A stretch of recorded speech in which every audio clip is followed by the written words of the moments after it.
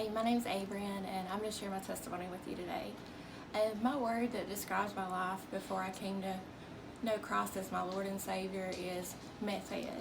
And the reason I use that word is because so many times that's what I was called before I came to know Jesus. And the way that got started was I had started trying out meth and seeing what it was like, got mixed in with some wrong people. And one night I ended up in jail for assaulting my ex. Social services got called and my kids got snatched away from me. Because meth was such a dangerous drug, I wasn't allowed around my kids unsupervised. And so I'm telling you, from that point on, it was like I was hellbound. I didn't care if I lived or died. I didn't care who I hurt. I was like a star that had fallen from the sky, causing destruction everywhere I went. And flash forward 13, 14 years ahead. The whole time I was in addiction, I was very suicidal. But that one night, this last night, somebody had went to go get some drugs, and someone from Facebook had reached out to me, and they had asked me if I was okay, and I wasn't okay. My plan that night was to inject Clorox into my veins and take my life. They stayed up all that night and prayed with me. A week later, they invited me to a Bible study, and I went. That night in Village Coffee parking lot, this man broke down the gospel to me, and he told me that even though I was a sinner, Christ died for me. And even though I was a junkie, that Jesus still loved me. And I had known that my whole life up here, but for some reason that day it went from up here to down here, and I just broke down in that truck, in that parking lot, and I accepted the Lord as my Lord and Savior that day. Well, a month later, I was still injecting meth into my veins.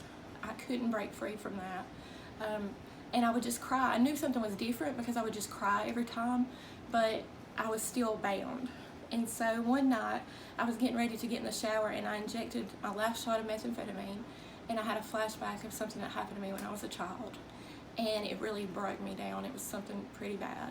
And I went to my phone, and I reached out to the man that led me to the Lord, and I told him what had happened, and he just sent back to me, cry out to Jesus, ... And so that's what I did. In that bathroom floor, I cried out to the Lord, and I said, Lord, help me. I can't do this anymore.